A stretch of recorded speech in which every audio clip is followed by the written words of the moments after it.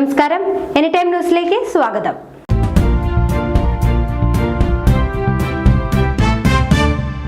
സംസ്ഥാന പരിസ്ഥിതി കാലാവസ്ഥാ വ്യതിയാന ഡയറക്ടറേറ്റിന്റെ പരിസ്ഥിതി മിത്രം അവാർഡ് വടക്കാഞ്ചേരി നഗരസഭാ അധികൃതർ മുഖ്യമന്ത്രിയിൽ നിന്നും ഏറ്റുവാങ്ങി. ലോക പരിസ്ഥിതി ദിനത്തോടനുബന്ധിച്ച് തിരുവനന്തപുരം മസ്കറ്റ് ഹോട്ടലിൽ വെച്ച് നടന്ന പ്രത്യേക ചടങ്ങിൽ വെച്ചാണ് മുഖ്യമന്ത്രി അവാർഡ് സമ്മാനിച്ചത്.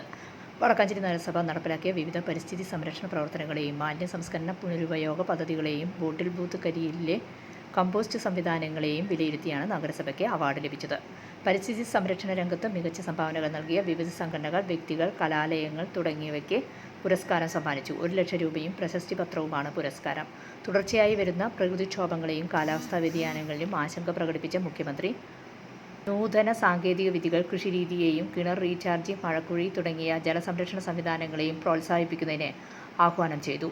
വടക്കാഞ്ചേരി നഗരസഭയ്ക്ക് വേണ്ടി സെക്രട്ടറി കെ മനോജ്, ക്ഷേമകാര്യ standing committee chairperson Jameela B, junior health inspector Siddiqul Akbar തുടങ്ങിയവർ പുരസ്കാരം ഏറ്റുവാങ്ങി. News desk, anytime news. കൂടുതൽ വാർത്തകൾക്ക് ഞങ്ങളുടെ ചാനൽ സബ്സ്ക്രൈബ് ചെയ്യുക, ഫേസ്ബുക്ക് ഫോളോ ചെയ്യുക. വാർത്തകൾ വേഗത്തിൽ